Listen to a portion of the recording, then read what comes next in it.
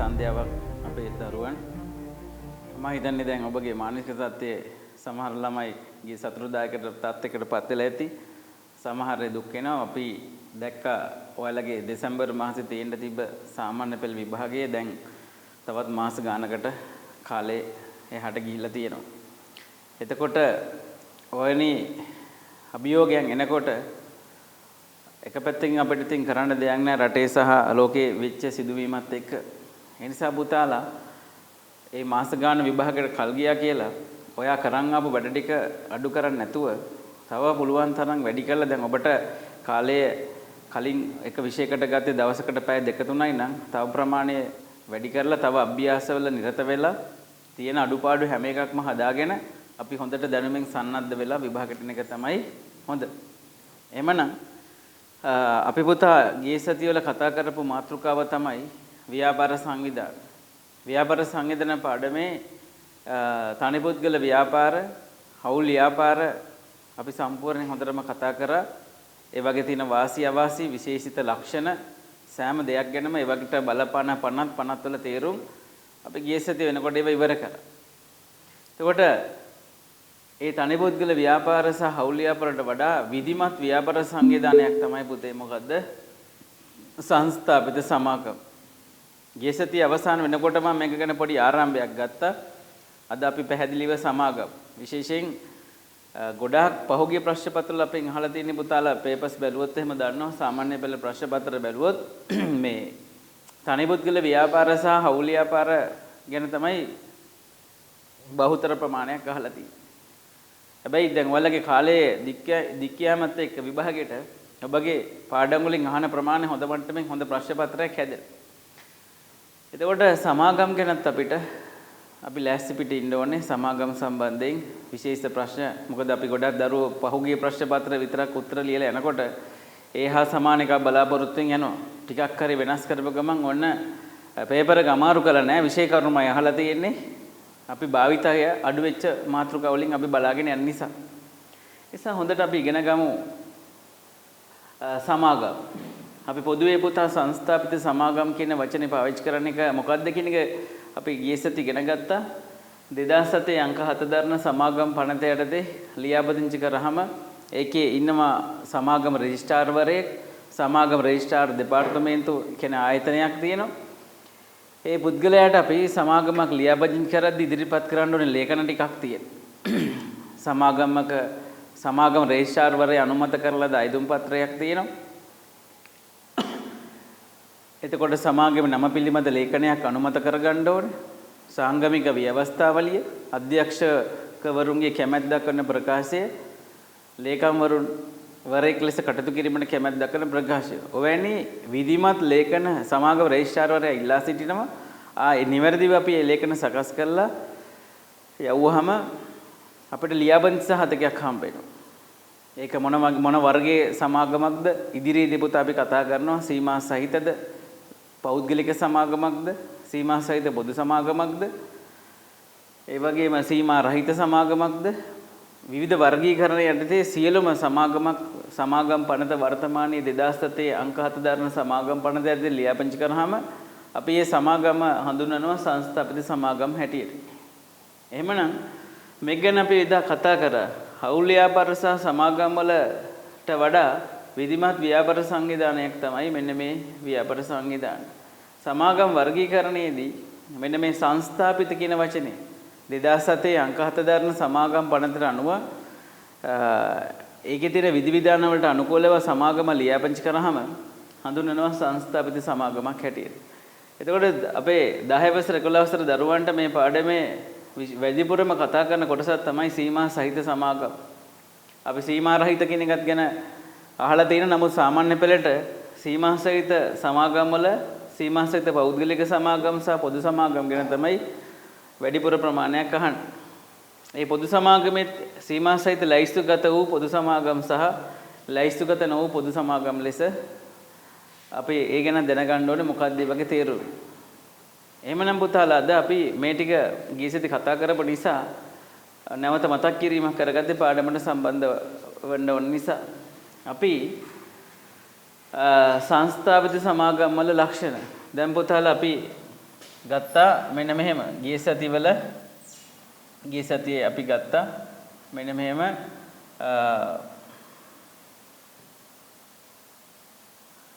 තනි පුද්ගල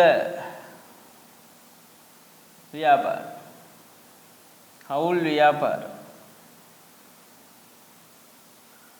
හවුල් ව්‍යාපාර,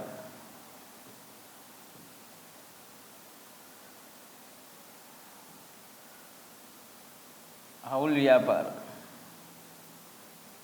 මේ ව්‍යාපාර සංවේදන දෙකේම අපි කතා කරපු ලක්ෂණ ටික පොඩ්ඩක් සාරාංශගත කරගන්නවා. එතකොට පුතේ ඒ විධිමත්භාවයේ අඩු අකණ්ඩ පැවැත්මක් නොමැති නීතිමය පුද්ගල භාවයක් නොමැති ලියාපදිංචි අනිවාර්ය නොවන ව්‍යාපාර වඩා අපි ඉගෙන ගන්නවා සංස්ථාපිත සමාගම්.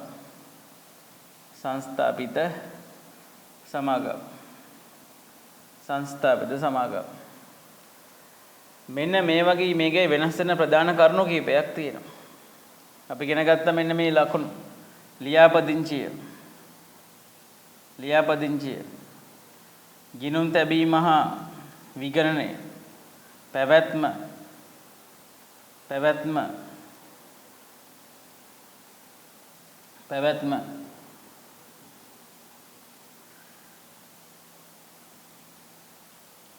නීතිමය පුද්ගල භාවය, ඔන්න ඔවැනි ලක්ෂණ ඉගෙන ගත්තා. මේ හැම එකෙම කිව්වේ ලියාපදිංචි අනිවාර්ය නොවේ. ගිනුම් තැබීම හා විගණනය අනිවාර්ය නොවේ. පැවැත්ම අඛණ්ඩ පැවැත්මක් නැත. නීතිමය පුද්ගල භාවයක් නැත. එන්නේ ඒ වගේ ව්‍යාපාර ලක්ෂණ අපි ඉගෙන ගත්තා. නමුත් සංස්ථාපිත සමාගමකට එනකොට අපි පැහැදිලිව ඉගෙන ගන්නවා පුතා මොකද්ද විශේෂම දේ සංස්ථාපිත කියනකොට මේ ඔක්කොම වෙනස් වෙනවා. ලියාපදිංචි අනිවාර්ය වේ. ගිනුම් තැබීම හා විගණනය අනිවාර්ය වේ. පැවැත්ම අඛණ්ඩ පැවැත්මක් ඇත. නීතිමය පුද්ගල භාවයක් ඇත. එවැනි ලක්ෂණ අපි ඉගෙන ගන්න. ඒකට විධිමත් ව්‍යාපාර සංවේදනයක් තමයි පුතා සංස්ථාපිත සමාගම් කියන්නේ. එහෙනම් සංස්ථාපිත සමාගමක ලක්ෂණ ගැන කතා කරද්දී අපිට සමහරට මෙහෙම බහුතර ප්‍රශ්නපත් ලහපු නැති ප්‍රශ්න අපි චුට්ටක් කල්පනා කරන්න ඕනේ. මොනවද? තනි පුද්ගල සහ හවුල් ව්‍යාපාර එක්ක සංස්ථාපිත සමාගමක් සංසන්දනය කරනකොට අන්න විශේෂ ලක්ෂණ ඒ වගේ වෙන්ගෙන සාධක කීපයක් තියෙනවා. එහෙමනම් පුතා අපි ඉතිරි කොටසට යනවා මෙන්න මෙහෙම අපි මෙන්න මේ ටිකට යනවා. ඒතර සංස්ථාපිත සමාගම වල එහෙනම් ලක්ෂණ ගත්තාම අනික හවුල් ව්‍යාපාර වලට වගේ බලපාන පනත් ගොඩක් නැහැ. සමාගම් ගත්තොත් සංස්ථාපිත සමාගම් වල වර්ගීකරණය මොනවා ගත්තත් අපිට තියෙන එකම නීතිමය පනත තමයි මොකද්ද පුතා 2007 අංක 7 දරන සමාගම් පනත. එවනම් මේ සංස්ථාපිත සමාගම් වල ලක්ෂණ ටික අපි බලමු. මෙන්න මේ ලක්ෂණ ටික මෙන්න මේ ආකාරයි. සමාගම් පනත යටතේ සංස්ථාපනය කරයි. ඒ කියන්නේ පුතේ ලියාපදිංචි කරයි කියන එක. දෙවෙනි එක තමයි අඛණ්ඩ පැවැත්මක් තිබීම. අපි දන්නවා තනි පුද්ගල ව්‍යාපාර හවුල් ව්‍යාපාරවල ඒ අයිතිකරුවා හදිසියෙ මිය යාම, ව්‍යාපාරයේ බංකොලොත් වීම, ඒකට අපි කියනවා බුන්වත් වීම සහ තවත් ප්‍රධාන හේතු කීපයක් අපි කතා කරා. ඒ නිසා ඒ ව්‍යාපාර ඉක්මනින් බෙද වැටෙන්න පුළුවන්. ඒක නමුත් සමාගමක අපි අද දවසේ ඉගෙන ගන්න විශේෂ දේවල් තමයි එක කොටස්කරුවෙක්, එක අධ්‍යක්ෂ මණ්ඩලයේ කිසියම් පුද්ගලෙක් මිය යාමක්, ඉවත් වී යාමක් ඒ පොඩි සාධකයක් බලපෑවට සමාගම බිඳ වැටෙන්නේ නැහැ. ඒ නිසා අපි කියනවා අඛණ්ඩ පැවැත්මක් තියෙනවා. ඊළඟට තුන්වෙනි එක සීමිත වගකීම් සහිතව ලියාපදිංචි කළ හැකි වේ. සමාගම් බහුතර සමාගම් ගොඩක් ලියාපදිංචියේ සීමා සහිතයි. ඒකෙදී අපි ඉගෙන ගත්ත පුතා මම මේක නැවත පොඩ පැහැදිලි කිරීමක් කරන්න. සමාගමක් අපි දන්නවා සමාගමක ප්‍රාග්ධනය රැස් කරගද්දී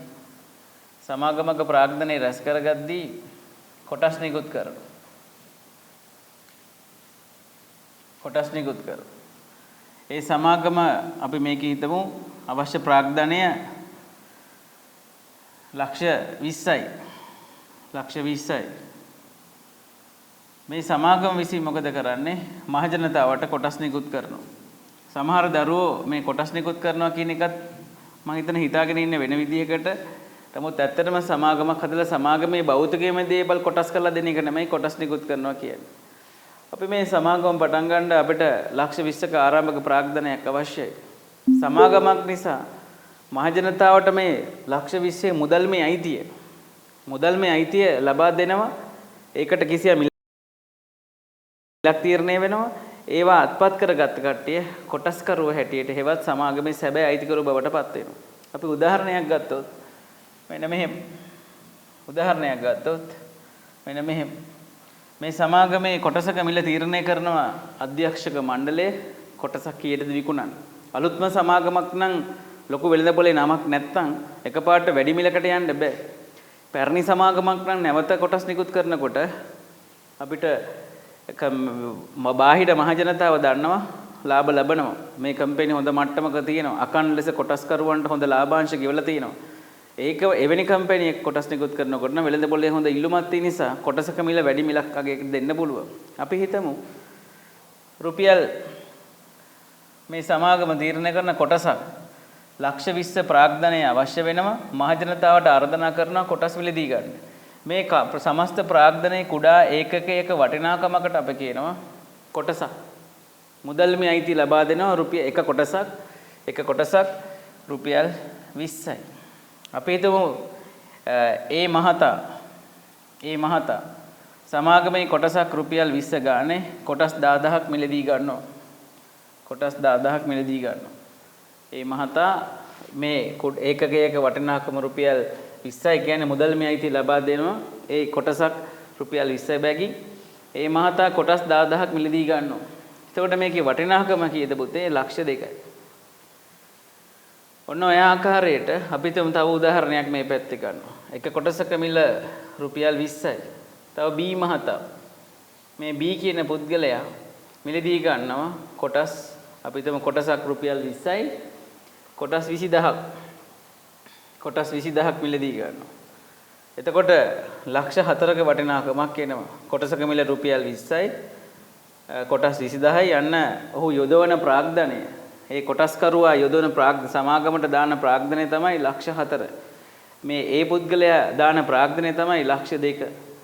මේ B කියන පුද්ගලයා දාන ප්‍රාග්ධනය තමයි ලක්ෂ 4. ඔහොම මහජනතාවට කොටස් නිකුත් කිරීම කරනකොට අපිට සමාගම රෙජිස්ට්‍රාර්වරයාගෙන් පුතේ අනුමැතිය ලැබෙනවා ලක්ෂ 20ක් දක්වා කොටස් නිකුත් කරන්න.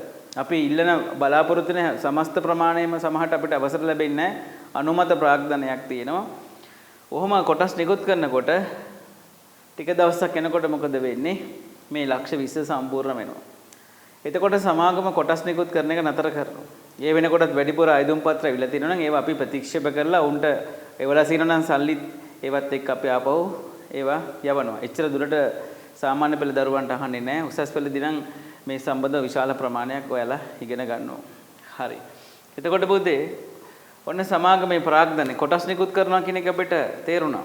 එතකොට දැන් අපි හිතමු ලක්ෂ 20 සම්පූර්ණ වෙනවා.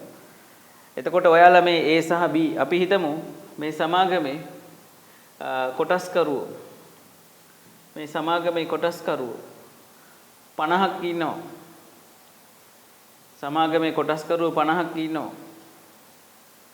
හරියනේ ඔයාලගේ පන්තියක ළමයි සංඛ්‍යාව වගේ.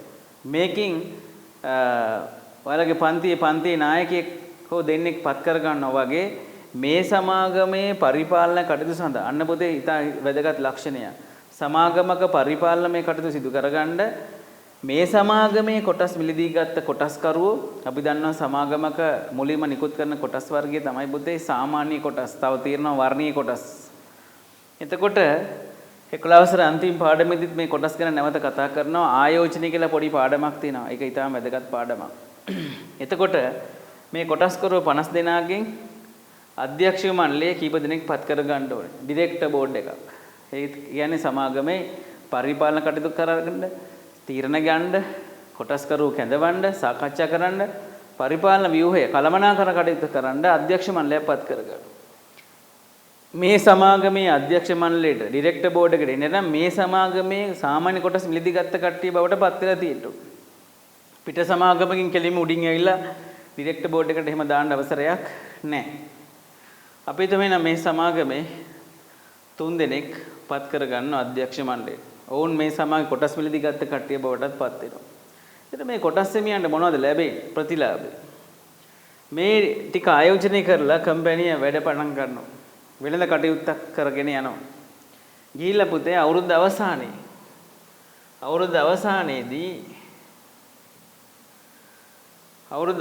වෙනකොට කම්පැනි මූල්‍ය තත්ත්ව අවසාන මූල්‍ය ප්‍රකාශන සකස් කරනකොට අවුරුද්ද අවසානයේ සමාගම අන්න පුතේ අපි දන්නවා උපයනවා ලාභය. අපි ඒකට ශුද්ධ ලාභය කියලා පාවිච්චි කරනවා. උපයපු කාලච්ඡේදය තුල උපයපු මුළු ආදායමයි. සහ මුළු වියදම සංසන්දනය කරලා බලනවා මුළු ආදායම සහ වියදම සංසන්දනය කරලා පුතේ අපි බලනවා අවුරුද්ද අවසානයේ ආදායමට වඩා වියදම අඩුයි නම් සල්ලි ඉතිරි වෙනවා. අපි ඒකට කියනවා ශුද්ධ ලාභය. net profit එක. right? ඒ වගේම ආදායමට වඩා වියදම වැඩි නම් සල්ලි ඉතිරි වෙන්නේ නැහැ. අපි ඒකට කියනවා පුතේ මොකද්ද?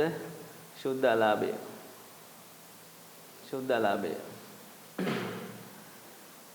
එහෙමනම් බොහෝ දුරට සමාගමේ ව්‍යාපාර කටයුතු සාර්ථක වුණාම ගොඩක් වෙලාවට ශුද්ධ ලාභයක් උපයනවා. මේ ශුද්ධ ලාභය පුතේ කොටස් හිමියන්ට බෙදලා දෙන්න එපා. කොටස් හිමියෝ කී දෙනෙක් හිටියද? 50ක් හිටියා.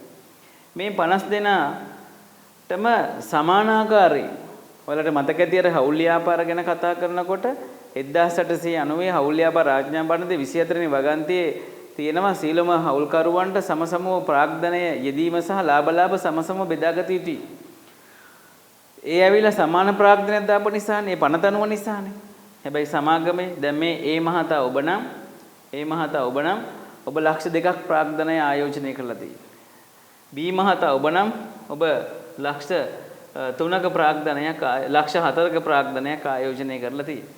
එක එක්කෙනා එක එක විදිහට Tamanට පුළුවන් විදිහට තමයි සමාගමේ ප්‍රාග්ධනය ආයෝජනය කරලා තියෙන්නේ. එතකොට සමාගම උපයපු ශුද්ධ ලාභය සමානව බෙදුවොත් අසාධාරණයක් වෙනවා. ඒ නිසා අධ්‍යක්ෂ මණ්ඩලය සමාගමේ වැඩ කටයුතු කරන් යන සල්ලි ටිකක් තියෙන්න බෑ. ඉස්සරහට වැඩ කරන් යන සල්ලි ටිකක් ඕනේ. මෙහෙයුම් කටයුතු සඳහා සල්ලි ඕනේ.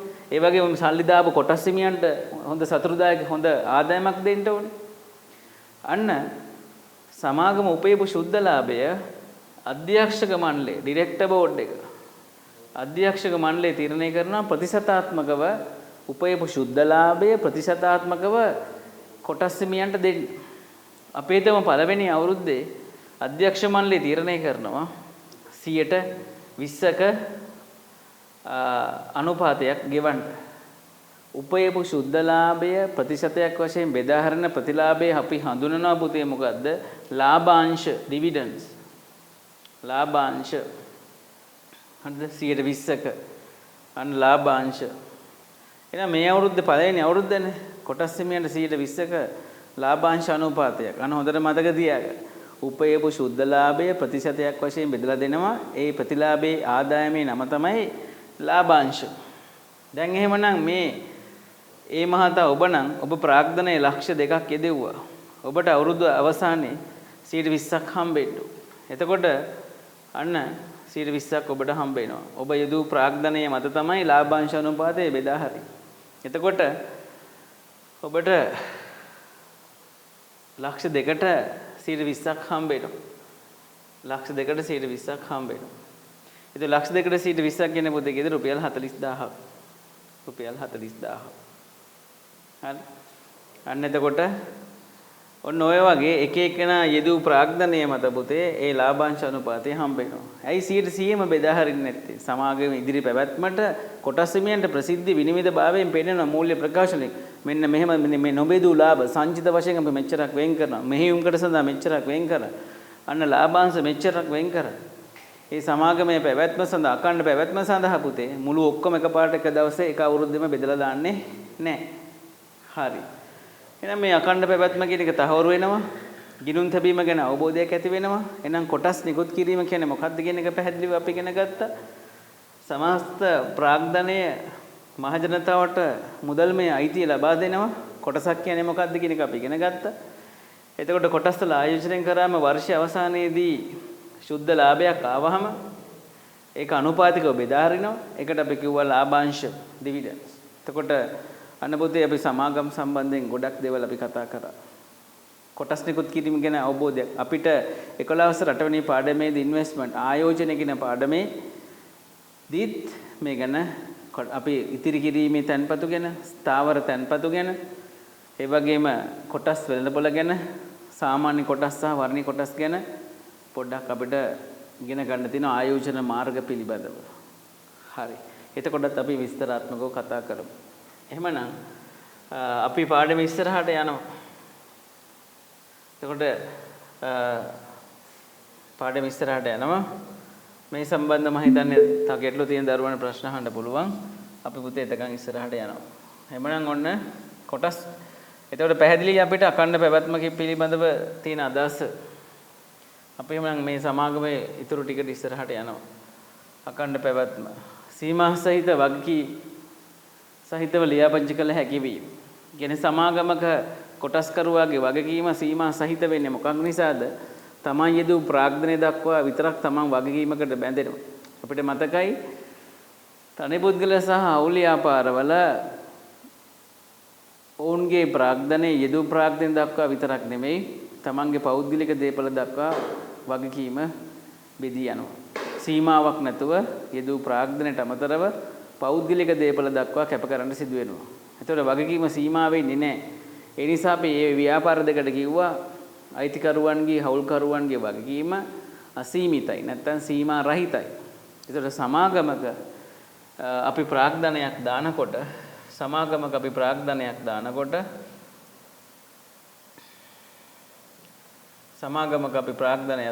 අපි මේක සමාගමක් අපි කියලා හිතුවොත් මෙන්න මේ සමාගමේ සමස්ත ප්‍රාග්ධනය සහ ඔබගේ පෞද්ගලික දේපල මේ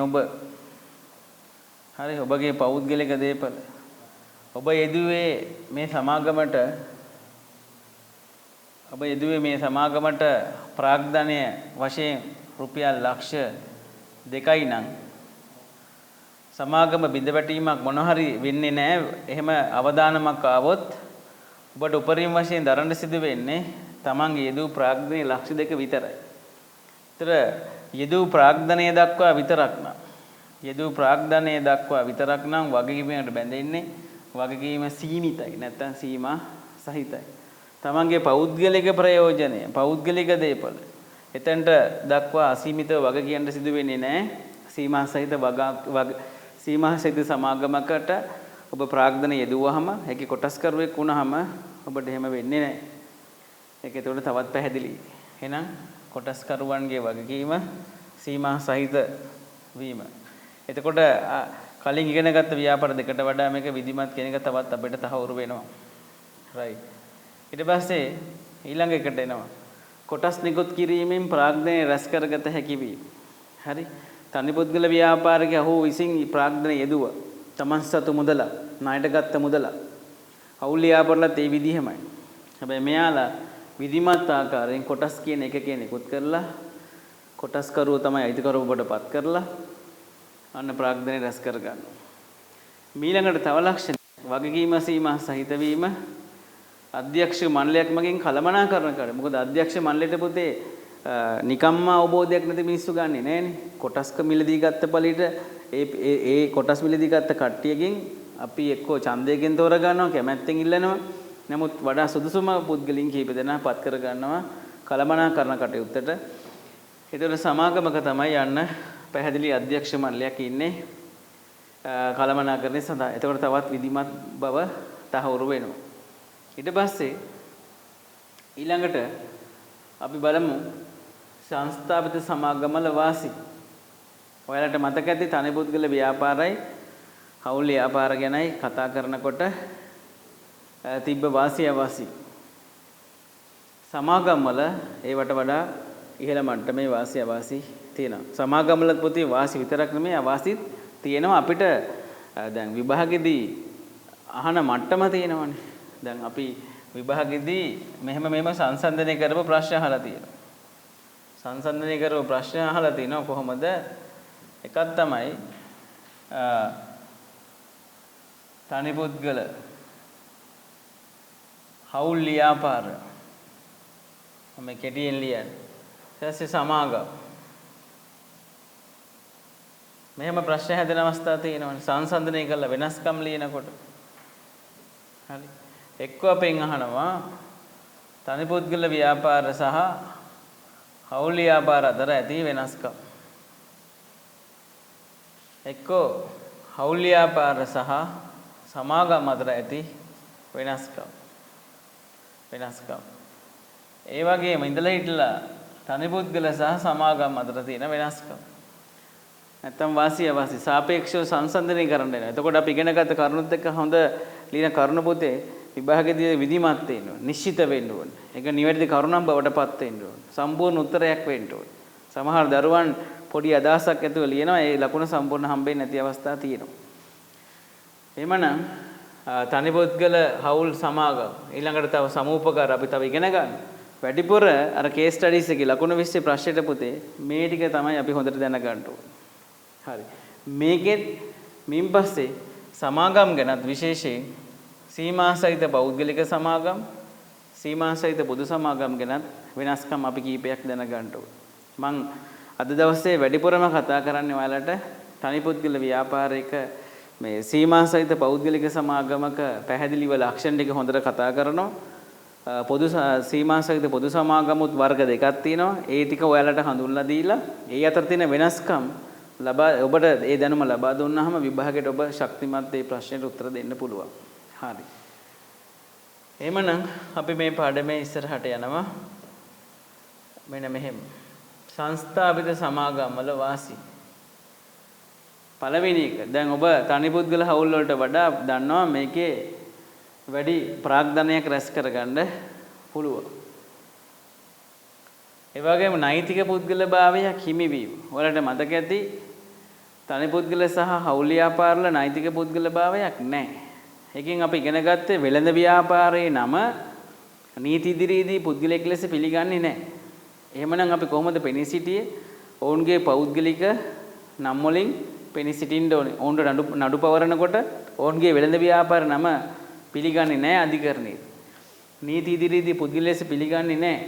එහෙමනම් ඒ තනි පුද්ගල ව්‍යාපාර වලට අපි නඩු පවරනකොට අනිවාර්යෙන් ඔවුන්ගේ පෞද්ගලික නම් වලින් තමයි පවරන්න සිදු වෙන්නේ. හැබැයි සමාගමක නීතිමය පුද්ගලභාවයක් හිමිවීම නැත්නම් නීතිමය පුද්ගලභාවයක් ඇත කියන එකේ අදහස ඒ සමාගමේ නමින් නීති ඉදිරියේ පුද්ගල ලෙස නම පිළිගන්නවා. වෙළඳ ව්‍යාපාර නමට විරුද්ධව නඩු දාන්න පුළුවන්.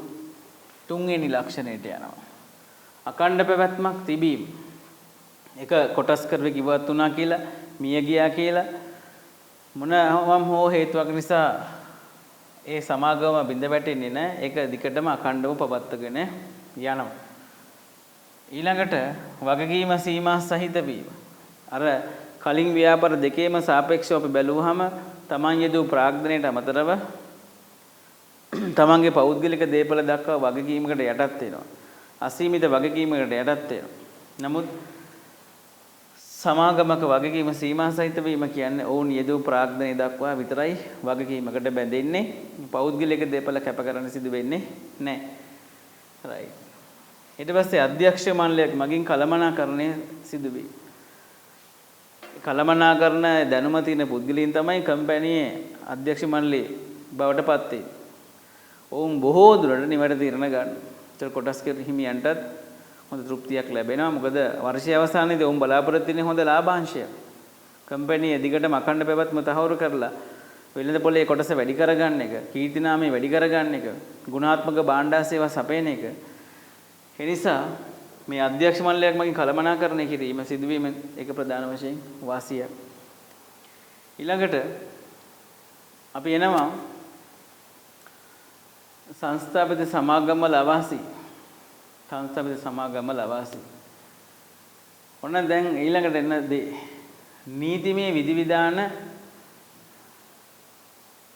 නීතිමය විධිවිධාන අධිකරණය. ඒකෙදී පොඩි වැරදීමක් වෙලා තියෙන පුතේ ඒක ගැටලුවක් කරගන්න එපා. නීතිමය විධිවිධාන මෙතන පුතේ මෙන්න මෙහෙම එන්න ඕන. නීතිමය විධිවිධාන කමන්නේ ඒක ඔයගේ ගැටලු ඇති වෙන්න පුළුවන් තාක්ෂණික ගැටලු. මම ඒක පෙන්නන්නම් කොහොමද එන්න ඕනේ කියන එක. මෙන්න මෙතන පුතේ මෙන්න මේක වැරදීමක් වෙලා තියෙනවා. නීතිමය විධිවිධාන මෙන්න මෙහෙම වෙන්න ඕනේ අධික වීම. පැහැදිලි. එතකොට අපිට පැහැදිලිනේ නීතිමය විධිවිධාන අධික වීම. තනි පුද්ගල හවුල් ව්‍යාපාරවල කිසියම් නීතිමය ප්‍රමාණයක් විතරනේ තිබ්බේ. නමුත් සමාගමක අඛණ්ඩ පැවැත්මත් එක්ක සමාගම රෙජිස්ට්‍රාර්වරයා අපෙන් අවුරුද්දකට සැරයක් ඉල්ලන ලිපි ලේඛන ටිකක් තියෙනවා. ඔහු අධීක්ෂණය කරනවා. ආරම්භ කරද්දී ඉටු කරන්න ඕන නීතිමය තත්ත්වයන් ගොඩාක් තියෙනවා. ඉතින් ඒ නිසා අනිත් ව්‍යාපාර වලට සාපේක්ෂව මේ සමාගමවල නීතිමය විධිවිධාන අධික වීම. හරි. ඊට පස්සේ ඊළඟට මේ නිසා මේක පුතේ හොඳට බලන්න නීතිමය විධිවිධාන අධික වීම. right. එමනම් අපි ඊළඟ කොටසට යනවා. ලාභය හා අයිතිය බෙදී යාම. කොටස්කරු ගොඩක් රැස් කරගත්තාම වැඩි ප්‍රාග්ධනයක් රැස් වෙනවා. එතකොට ලාභය අවසානයේ ගොඩක් අයට බෙදිලා යනවා. ඒකත් අපි අවශ්‍යයක් හැටියට ඒ වගේම ලාභය වගේම තමන්ගේ අයිතිය තනි පුද්ගල ව්‍යාපාරයක් තමන් තනියෙන් පටන් ගත්තොත් අයිතිය තමන් සතුව 100%ක් තියෙනවා. සමාගමේ පූර්ණ අයිතියක් තම කවදාකවත් එක කොටස් කරුවකට හම්බෙන්නේ නැහැ නේ ගොඩාක් වෙලාවට. හරි. එහෙමනම් ඊළඟ එකට අපි යනවා. ආරම්භ කිරීම සංකීර්ණ ක්‍රියාවලියක් වේ. පටන් ගන්න පෙර මම නිකන් අදහස් මේ මෙච්චර දුරට ඔබලගෙන් අහන්නේ නෑ පුතාලා උසස් පෙළ මට්ටම. නමුත් නිකන් මම මේක ගැන වචන තේරුම කියන්නේ. සමාගමක් ආරම්භ කරනකොට මුලින්ම කොටස් කරෝ කිපු දෙනෙක් එකතු වෙන්න ඕනේ. ආරම්භක ප්‍රවර්තකයන් කියලා උන්ව හඳුන්වනවා. හරි. එතකොට ඒ ආරම්භක ප්‍රවර්තකයන් මුල් වෙලා වැඩ කටයුතු කරනකොට ඊට පස්සේ සමාගම රෙජිස්ට්‍රාර්වරයා ඉල්ලන ලිපි ලේඛන ටිකක් තියෙනවා. මොනවා කරන්නත් සමාගමක නමක් අනුමත කරගන්න ඕනේ. ඒ නම දැනට තියෙන නමක් නම් වෙළඳපොලේ ඒ අපිට ලියාපදිංචිය හම්බෙන්නේ නැහැ. නම අනුමත කරගන්න. ඊට පස්සේ සාංගමික ව්‍යවස්ථාවේ ඒ සමාගමේ කොටස් නිකුත් කරන විදිය කොටසක් කීයද කොච්චර ප්‍රාග්ධනයක්ද කොටස් කරුවන්ගේ අයිතිවාසිකම් සමාගමේ පරිපාලනමය කටයුතු වැඩිපුරම කොහොමද කරන්න කියන එක තියෙන විධිමත් ලේඛනය තමයි සාංගමික ව්‍යවස්ථාවල. ඒක පිළිවෙලට හදා ගන්න ඕනේ. ඒකේ අරමුණු පරමාර්ථ ගොඩක් දේවල් අන්තර්ගත වෙනවා. ඉතින් ඒ නිසා ආරම්භ කිරීම සංකීර්ණ ක්‍රියාවලියක් වෙනවා අර ව්‍යාපාර වලට සාපේක්ෂව. ඊට පස්සේ ආරම්භ කිරීමේ පිරිවැය අධික වීම. ආරම්භ කිරීමේ පිරිවැය කියන්නේ යන වියදම්. ලියාපදිංචි ගාස්තු වැඩි, ඒ ලිපි ලේඛන කටයුතු වලට යන පිරිවැය වැඩි. right. පිරිවැය කියන්නේ දල වශයෙන් යන වියදම් වල එකතුවට. ඔන්න දැන් ඊට පස්සේ මුදේ අපි එනවා අර ඔයාලට මතක ඇති සීමා සහිත සමාගම් යටතේ වර්ග කරනකොට සීමා සහිත සමාගම් යටතේ වර්ග කරනකොට සීමා සහිත පෞද්ගලික සමාගම් සහ සීමා සහිත පොදු සමාගම් කියලා එක. මම ඒක චුට්ටක් මෙන්න මෙතන පෙන්නන්න. මෙන්න මේ ටිකෙන්නේ ඔයාලගේ පුතේ අහන්නේ ප්‍රශ්නේ ගොඩක් වෙලාවට. හරි. මෙන්න මේකෙදි එක පැත්තක් සීමා සහිත පෞද්ගලික සමාගම් සීමා සහිත පෞද්ගලික සමාගම් තව එකක් තියෙනවා සීමා සහිත පොදු සමාගම්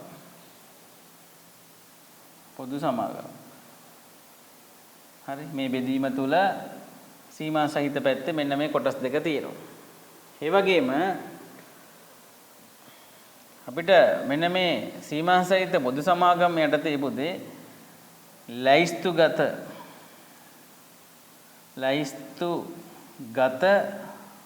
පොදු සමාගම් අනිත් එක ලයිස්තුගත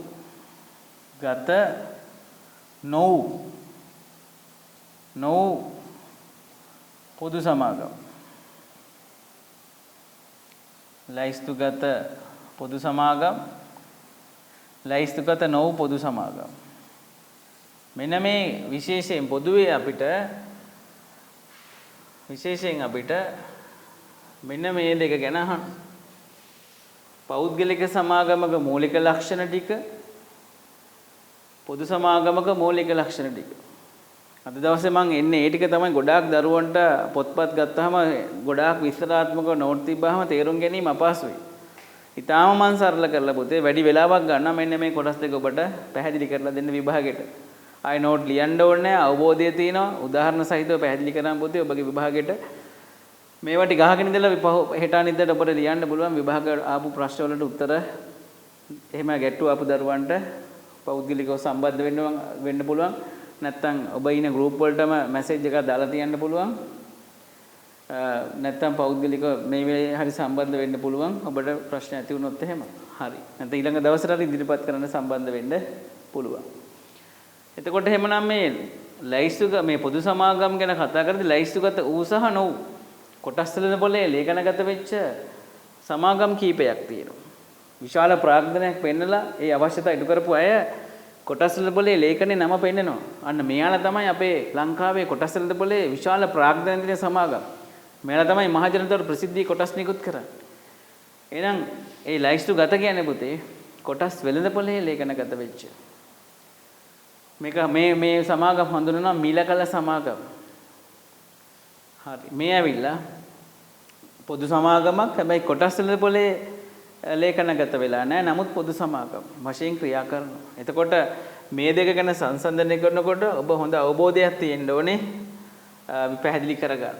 එහෙනම් මම අද දවසේ ඉස්සලාම පටන් ගන්නවා සීමා සහිත පෞද්ගලික සමාගම් ගැන.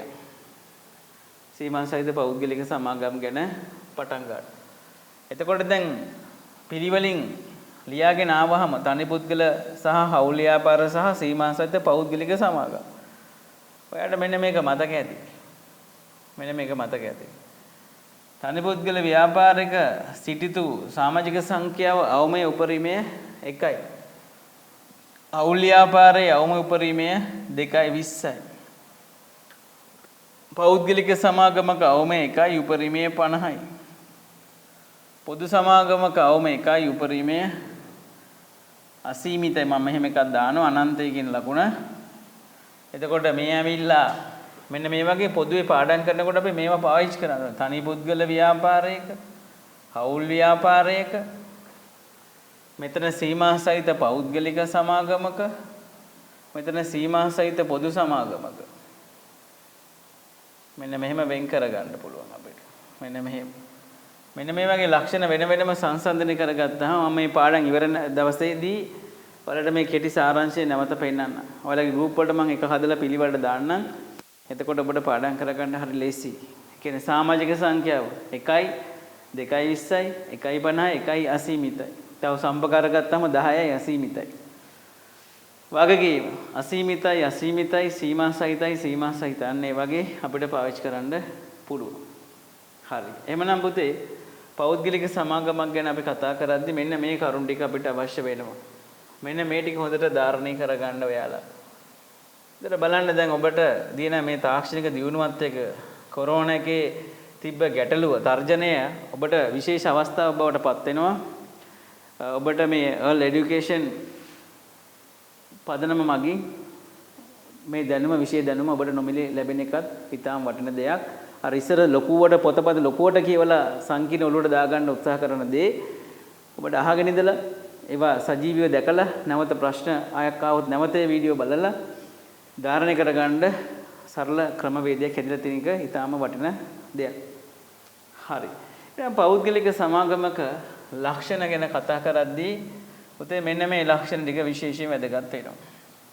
සමාජික සංඛ්‍යාව අවමය එක්කිනයි උපරිමය 50යි. 50ට වැඩි වෙන්න බෑ. මොනම විශේෂ ලක්ෂණය. ඒ වගේම කොහොමත් මෙයාලා කොටස් නිකුත් කරනවා කියන එක පොදු ලක්ෂණයක්. අය විශේෂ ලක්ෂණ. කොටස් වෙළඳ පොලේ ගනුදෙනු කරන්න බෑ. කොටස් වෙළඳ පොලේ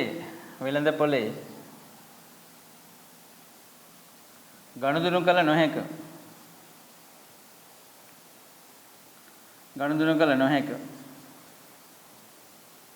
මං කිව්වා කොටස් වෙළඳ පොලට ගිහිල්ලා ඒක ලේඛනගත වෙන්න අවසරය ලැබෙන්නේ පොදු සමාගම් වල. ඒකෙමුත් විශාල ප්‍රාග්ධන සීමාවක් තියෙනවා. එතනට ආවට පස්සේ තමයි ලයිස්තුගත වූ සමාගම බවට පත් වුණොත් විතරයි කොටස් වෙළඳ පොලේ ප්‍රධාන කොටස් මිකුණන්න බලයක් ලැබෙන සමාගම් වලට විතරයි එතනට යන්න පුළුවන්.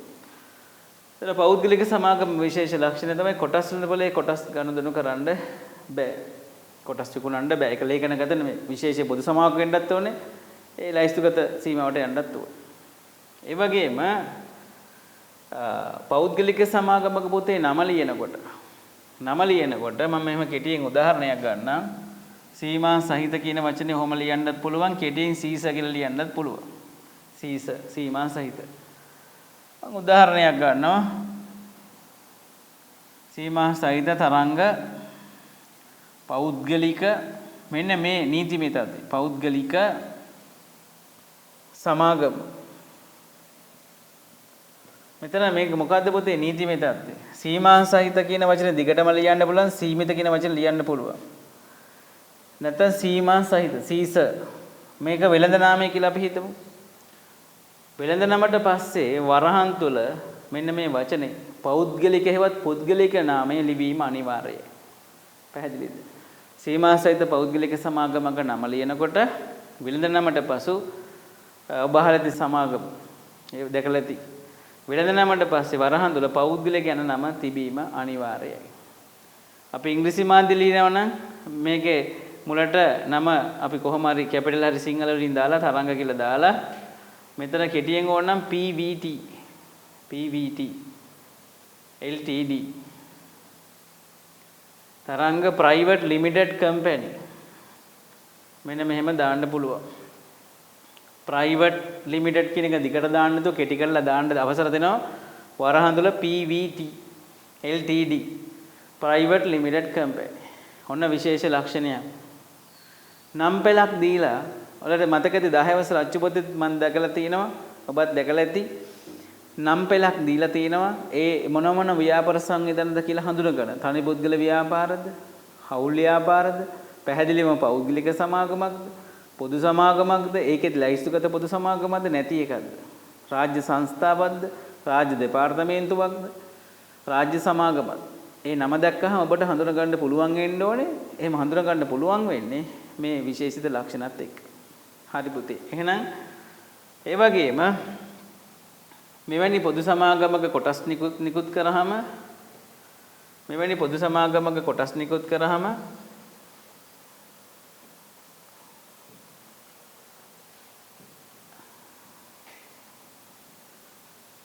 තව නීතිමය තත්ත්වයක් තියෙනවා. මහජනතාවට ප්‍රසිද්ධියේ කොටස් නිකුත් කළ නොහැක. මහජනතාවට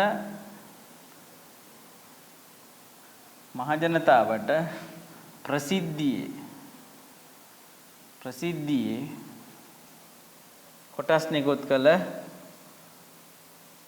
කොටස් නිකුත් කළ නොහැක. ඇයි මහජනතාවට ප්‍රසිද්ධියටපත් කරන්න එපා කියලා කියන්නේ? කොහොමද පුතේ කොටස් නිකුත් කරනවා කියන එක අපි ඇත්තටම දැනගන්නේ. ඔන්න රූපවාහිනියෙන් ඇඩ්වර්ටයිස්මන්ට් එකක් දානවා අන්න සමාගම කොටස් නිකුත් කරනවා. මෙන්න මේ කාලය තුල ඔබගේ ආයුධම් පත්‍ර බාර දෙන්න. ඔබගේ මුදල් බාර දෙන්න. එහෙම දානවනේ.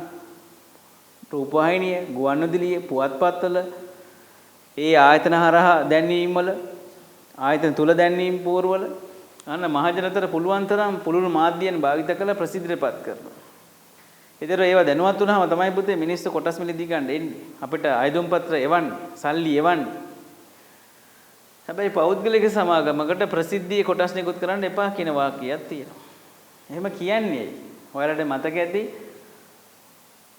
ප්‍රසිද්ධ කරොත් වෙන්නේ විශාල කට්ටිය ප්‍රමාණයක් ආවොත් එහෙම කොටස් ඉල්ලලා ඔක්කොටම බඳව ගන්න බෑ. හේතුව උපරිම වශයෙන් කොටස් කරපුතේ බඳව ගන්න පුළුවන් කීයද 50යි. ඒ නිසා ප්‍රසිද්ධියටපත් කරන්න එපා කියන නීතිමය තත්ත්වයක් ඇවිල්ලා තියෙනවා. ඒතර කොහොමද පුතේ අපි දන්නේ? එහෙනම් මම ඔයාලව දන්නවා. ඔයාලගේ දෙමාපියන් දන්නවා. තව මගේ හිතේ මිතුරෝ ඉන්නවා. මගේ නෑදෑයෝ ඉන්නවා. මම දන්න අයට කියනවා. මම පෞද්ගලික සමාගමක් පටන් ගන්නවා. කොටස් නිකුත් කරනවා. ඔබ මගේ සමාගමේ අපේ සමාගමට ප්‍රාග්ධනය දාන්න. කොටස් මිලදී ගන්න. දන්න හිත මිතුරා මට ඕන වෙන්නේ 20යි නම් 20 බඳව ගන්න. 30 නම් 30 උපරිම 50ක් පුළුවන්. දන්න හිත මිතුරන් නෑදෑයන් එයාලා ඔක්කොටම කොටස් නිකුත් කරන්න ලබා දෙනව අවස්ථාව. එතකොට මා විසින් ඕන්න බඳව ගන්නවා කොටස් නිකුත් කරලා අපේ නෑදෑයෝ වෙන්න පුළුවන් යාළුවෝ වෙන්න පුළුවන්. ඒතර මම දන්නවා උපරිම 50ක්නේ බඳව ගන්න පුළුවන්. ඒ සීමාව තුළ මට කැමති ප්‍රමාණයක් බඳවගෙන අවශ්‍ය ප්‍රාග්ධනය පුතේ රැස් කරගන්න.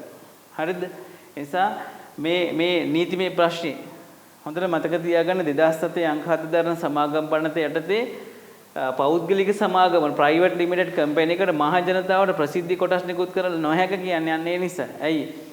උපරිම බඳව ගන්න පුළුවන් 50ක් නිසා. දන්න හිතමිතුම්. හරිද? ඒකත් විශේෂ ලක්ෂණයක්. ඊළඟට පුතේ තව එකක් තමයි කොටස් නිදහසේ පැවරිය නොහැක. කොටස් නිදහසේ පැවරිය නොහැක. මොකද්ද මේ කොටස් නිදහසේ පැවරිය නොහැක කියන්නේ? අපි අපේ සමාගමට මිනිස්සුන්ට මුදල්මය අයිතිය ලබා දීලා කොටස් නිකුත් කරලා ප්‍රාග්ධනය රැස් කරගන්නවා. ඔබ මගේ සමාගමේ කොටස් කරුවේ. ටික කාලයක් යනකොට ඔබට මගේ සමාගමෙන් ඉවත් වෙන්න ඕනේ. එතකොට ඔයාගේ සල්ලි ටික අපි ප්‍රාග්ධනය ඔබට දෙන්න ඕනේ. හැබැයි ඔයා හිතුවමතේ ශනිකව ඔයාගේ කොටස් ටික එකපාරට වෙන කෙනෙකුට විකුණලා එකපාරට විකුණලා තව කෙනෙක් බඳව ගන්න එකපාරට අවසර දෙන්නේ නැහැ. සමාගමේ මොකද සංඛ්‍යාව 50යිනේ. සමහරට 50ම නැහැනේ සමහර ගමවල 5යි 10යි 2යි 3 දෙනයි. එතකොට සමාගමන දැනුම් දෙන්න ඕනේ. ඔබ කොටස් කරවෙක් හැටියට ඔබට අයිතිවාසිකමක් තියෙනවා ඔයාගේ කොටස් ටික විකුණලා යන්න. හැබැයි එක පාටම ශනිකව බෑ. සමාගමට දැනුම් දීලා සමාගම එකට විකල්ප හදා ගන්නකම් ටික දවසක් කාලයක් ඉන්න වෙනවා.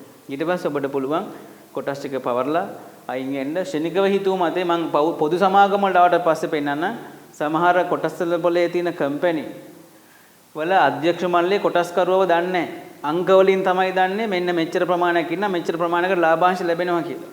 කියන්නේ එතනදී මම අද කොටස් ගත්තා නම් හෙට විකුණන්න දානවා. හරි? අන්තර්ජාලය භාවිතා කරලා කොටස් සහතිකයේ ගත්ත ටික දාලා විකුණන්න දානවා කොටස් වල පොලේ. තව ගන්න කෙනෙක් හිටියොත් ඒවා මිලදී ගන්න නෝම් කරනවා. සල්ලි නිෂ්කාශනය වෙනවා. ඒක වෙනම පැත්තක්. මම ඒක ගැන පස්සේ පැහැදිලි කරන්න. මෙතන පොඩි සංඛ්‍යාවක් නිසා එක පාට විකුණලා යන්න එපා කියන එක තමයි කියන්නේ. මේ ටික තමයි පෞද්ගලික සමාගම පොතේ විශේෂිතම ලක්ෂණ. මොකද ඔබගේ විභාගෙදී පෞද්ගලික සමාගමක සහ පොදු සමාගමක ලක්ෂණ ප්‍රධාන වෙනස්කම් 4ක් ලියන්න ඇහුවොත් අපි හරියටම දැනගෙන ඉන්න ඕනේ. ඔයා දන්නවා මේ හැම සමාගමක්ම පරිපාලනය කරන්න බඳව ගන්න විශේෂ පුද්ගලයන් කීප දෙනෙක් කවුද? අධ්‍යක්ෂක මණ්ඩලය. එයාලට අපි කියනවා ඩිරෙක්ටර් බෝඩ් එක. ඩිරෙක්ටර් බෝඩ් එක. එතකොට ඩිරෙක්ටර් බෝඩ් එක බඳව ගද්දි මේකේ තව සීමාවක් තියෙනවා. අඩුම තරමේ අවමය අධ්‍යක්ෂ මණ්ඩලයේ එක්කෙනෙක්වත් අඩුම ඉන්න ඕනේ. අපි 10 දෙනෙක් එකතු වෙලා පෞද්ගලික සමාගම පටන් ගන්නවා. සමාගම රෙජිස්ට්‍රාර්වරයාට අපි මේ ලිපි ලේඛනය යවනකොට ඩිරෙක්ටර් බෝඩ් එකට එක්කෙනෙක්වත් පත් වුණ බවට එයාගේ සහතිකයක් ලේඛනයක් ඔහුගේ විස්තර ටික වෙනම යවන්න ඕනේ. එක්කෙනෙක්වත් නැති වුණොත් අපිට ලියාපදිංචිය හම්බෙන්නේ නැහැ. එහෙනම් මේකත් වැදගත් ලක්ෂණයක්. අඩුම ගාන එක අධ්‍යක්ෂක මණ්ඩලයේ එක්කෙනෙක්වත් සිටිය යුතුයි. සාමාන්‍යයෙන් ප්‍රයිවට් ලිමිටඩ් කම්පැනි එකක පොතේ 50ක් ඉන්නවා නම් අඩුම 5ක්වත් නැත්නම් සමහර 10ක්වත් පත් කර ගන්නවා. බොහෝ දුරට 5ක්වත් පත් කර ගන්නවා අධ්‍යක්ෂ මණ්ඩලය. මෙන්න මේ ලක්ෂණ ටික අපි ඉගෙන ගන්න. ඔන්න ඔයාලට වැදගත්ම කරුණු ටික. එහෙනම් ඔය කීප ටික තව හොඳට පැහැදිලි වෙයි. මොකද මගේ අකුරු කියව ගන්න බැරි දරුවන්ට ඔන්න හොඳට පැහැදිලිව විස්තරාත්මකව තියෙනවා. මහ ජනතාවට ප්‍රසිද්ධියේ කොටස් නිකුත් නොකර ප්‍රාග්ධනය රැස් කරගනිමින් නීතිමය පුද්ගලභාවයක් ඇති අවම එකක් අහ උපරිමයේ 50ක් සිටින වගකීම සීමාසිත සමාගම් සීස පෞද්ගලික සමාගම් ලෙස හැඳින්වේ. මෙතන පොතේ මේක අකුරක් අඩු වෙලා තියෙනවා. හරි. ඒක එච්චර ගැටලුවක් නෑ මම හදලා පෙන්නන්නම්. මෙන්න මෙතන මහ ජනතාවට ප්‍රසිද්ධියේ මේකේ පුතේ ඔයාලා පාඩම් මේක බලද්දී කොටසෙන් කොටස බලන්න. අන්න මහ ජනතාවට ප්‍රසිද්ධියේ කොටස් නිකුත් කරලා නොහැකි. නීතිමය පුද්ගලභාවයක් ඇති. අවමයේ 1යි. උපරිමයේ 50යි. අන්න වගකීම සීමා සහිතයි. ඔතනම ලක්ෂණ 5ක් 6ක් මතක තියෙනවා. එතකොට ඔයාලට ලේසි විභාගෙ. පොත්වල තියෙනවා කියලා ඔලුවට දා ගන්න දඟලන වෙලේ මේ ටික අහගෙන නැත්නම් අද බැරි වෙච්ච දරුවන්ට ආය දවසක විභාග ලඟ ඉලා හරි මේ වීඩියෝස් එක බලන්න පුළුවන්. ඒකයි මේ පදනමේ තියෙන විශේෂතාවය. ඔයාලට විභාගේ කල් ගියේක උනාට මේ දැනුම අපේ මේ ගුරුවරු කණ්ඩායම අපේ මේ පදනම තුලින් කරන වැඩසටහන ඊටාම වටින දෙයක්. මොකද විභාගෙදී අර අමාරුවෙන් පාඩම් කරන්න ඕනේ නැති ඒවා ඕන දේවල් මෙහෙම අහගෙන බලාගෙන නැවත නැවත බලලා ඔළුවට ධාරණය කරගත්තාම ඔබට ශක්තිමත් විභාගයට මුණ දෙන්න පුළුවන්. කල් ගියත් ගැටලුවක් නැහැ. හරි. එහෙනම් මේ ටික හරි. එහෙමනම් ඊළඟට අපි මෙන්න මෙතනට එනවා. මම අර ලියලා පැහැදිලි කරපුවම තමයි මේ ඔබට පැහැදිලිව පෙන්වන්න තියෙන්නේ. සීස පෞද්ගලික සමාගමක නම ලිවීමේදී වෙළඳ නමට පසු වරහන් තුල පෞද්ගලික යන පදේ ලිවී තියි. හරිද? මම මෙහෙම නැවතත් උදාහරණයක් පෙන්නන්න. සීමා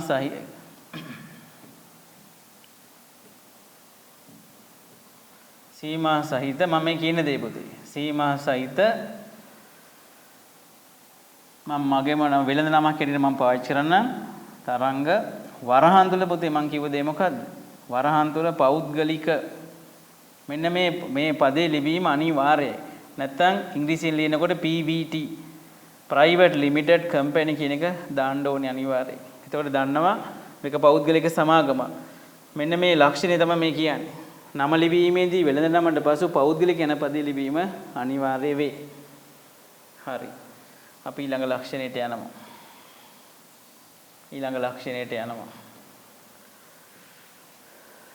ඊට පස්සේ සීමා සහිත පෞද්ගලික සමාගම ප්‍රසිද්ධියේ මහ ජනතාවට කොටස් නිකුත් කළ නොහැක. ඒකටත් මම පොතේ ඉස්සෙල්ලා පැහැදිලි කරා හේතුව උපරිම බඳව ගන්න පුළුවන් 50යි. ගොඩාක් අයගේ අයිදුම් පත්‍ර ආවොත් අපි ඔක්කොම බඳව ගන්න බෑ. ඒ නිසා ප්‍රසිද්ධියටපත් කරන්න තහනම් දන්න හිතවතුන් නෑදෑයන්ට කොටස් නිකුත් කළ ප්‍රාග්ධන රැස් කරගන්න පුළුවන්. ඒ වගේම සමාගමක කොටස් නිදහසේ පැවරිය නොහැකි. ඔය ටික මම පැහැදිලිව වෙනවම ඉස්සෙල්ලා පැහැදිලි කරා. ඔන්න ඔයාලට දැන් සීමා සහිත පෞද්ගලික සමාගමක මූලික ලක්ෂණ. මොකද මේ ටික තමයි ඕන වෙන්නේ වෙනස්කම් ලියනකොට. හරිද? එහෙනම් පුතාලා අපි පාඩම ඉස්සරහට යනවා.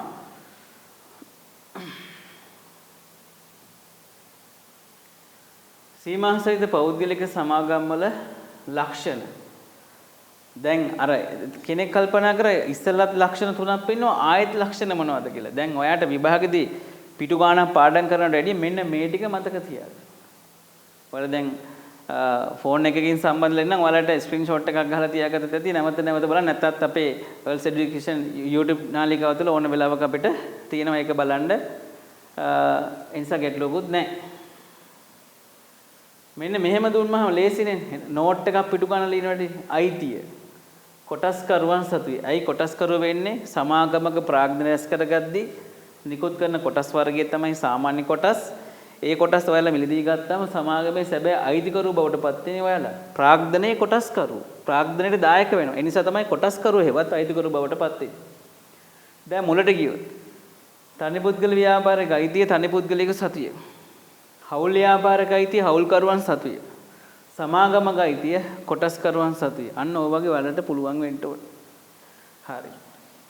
ඊළඟට සමාජික සංඛ්‍යාව අවමය 1යි උපරිමය 50යි.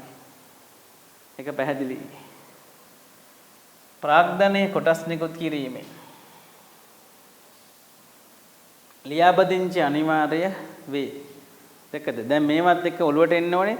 තනි පුද්ගල සහ හවුල් ව්‍යාපාරවල මේවා ලියාපදිංචි අනිවාර්යෙන් නොවේ. සමාජික සංඛ්‍යාව 1යි 2යි 20යි මේක 1යි 50යි. අන්න එකින් එකට සංසන්දනය කරනකොට හරි ලේසි මේක. එහෙමනම් ඊළඟට ලාභ යෙදූ ප්‍රාග්ධනයේ මත මම වලට කිව්වා සමාගම අවුරුද්ද අවසානයේ ශුද්ධ ලාභයක් ඉපෙයිවොත් ඒ උපයපු ශුද්ධ ලාභය අනුපාතිකව කොටස් හිමියන්ට යෙදූ ප්‍රාග්ධනයේ මත බෙදලා දෙනවා. ඒ දෙන අනුපාතයට අපි කිව්වා ඩිවිඩන්ඩ්ස්. ඒ කියන්නේ ලාභාංශ. යෙදූ ප්‍රාග්ධනයේ මත තමයි ලාභාංශය අපිට ලැබෙන්නේ. ඊට පස්සේ පුතේ කළමනාකරණය විශේෂ දේ තමයි තනපුද්ගල ව්‍යාපාරවල සහ හවුල් ව්‍යාපාරවල වෙනම දක්ෂ කළමනාකරණ හැකියාව තියෙන පුද්ගලයන් බඳව ගන්න එක අඩුයි. නමුත් සමාගම වෙනම ඩිරෙක්ටර් බෝඩ් එකක් අධ්‍යක්ෂ මණ්ඩලයක් පත් කර ගන්නවා. අනිවාර්යෙන් අධ්‍යක්ෂ මණ්ඩලයක් මගින් තමයි කළමනාකරණ කටයුතු සිදු කරන්නේ. එතකොට මම මෙතනදී මෙන්න මෙහෙම විශේෂ වාක්‍යයක් දාලා තිනවා. අවම එකකේ. ඒ කියන්නේ පෞද්ගලික සමාගමක අඩුමතරමේ එක අධ්‍යක්ෂකවරයෙක්වත් සිටිය යුතුයි ලියාපදිංචිට ලිපි ලේඛන ඉදිරිපත් කරනකොට. එහෙම නැත්නම් ලියාපදිංචිය හම්බෙන්නේ නැහැ. හරි අඩුම ගාණ එක්කෙනෙක්වත් අපිටයි තියන පුතේ 50ක් ඉන්න පෞද්ගලික සමාගමක ඩිරෙක්ටර් බෝඩ් එකට 5 දෙනෙක් පත් කරගන්න පුළුවන්. හැබැයි අඩුම ගාණ එක්කෙනෙක්වත් ඉන්න ඕනේ. හරිද පුතේ? එහෙනම් අපි ඊළඟ කොටසට යනවා. තව ලක්ෂණ තියෙනවා. පැවැත්ම අකණ්ඩ පැවැත්මක් ඇත. පාඩම් කරද්දී සංසන්දනාත්මකව තනි පුද්ගල ව්‍යාපාරයක හවුල් ව්‍යාපාරයක අකණ්ඩ පැවැත්මක් නැත. මෙතෙන්ට එනකොට සමාගම් තියෙන හැම එකෙම ඇත. අන්න එහෙම සංසන්ද සාරාංශය මේ පාඩම ඉවරෙච්ච දවසට මම එක පැහැදිලි කිරීමක් කරන්න. ගිණුම් තැබීම හා විගණනය අනිවාර්ය වේ. මොකද සමාගම රෙජිස්ට්‍රාර්වරයෙක් ඉන්නවා, සමාගම ලියාපදිංචි කිරීමේ දෙපාර්තමේන්තුවක් තියෙනවා, ඇනුවල් රිපෝට්. ඒ කියන්නේ වාර්ෂික වාර්තා යවන්න ඕනේ වසරකට සැරයක්. නිසා ඒවා විධිමත් ව්‍යාපාර නිසා ඒවා යවන්න ඕනේ. වගකීම සීමා සහිත වේ. මේවා මොනවද කියන එක මම පටන් ගද්දිම පැහැදිලි කරා. තමන් යෙදූ ප්‍රාග්ධනය දක්වා විතරයි තමන්ට වගකීමක් තරන්න සිදු වේ. ඊළඟට නීතිමය පුද්ගලභාවයක් ඇත. ඒ සමාගමකට විරුද්ධව නඩුවක් දාන්නකොට අධිකරණයේදී වෙළඳ ව්‍යාපාරයේ නාමයෙන් නඩු දාන්න පුළුවන්. නඩු පවරන්න පුළුවන්.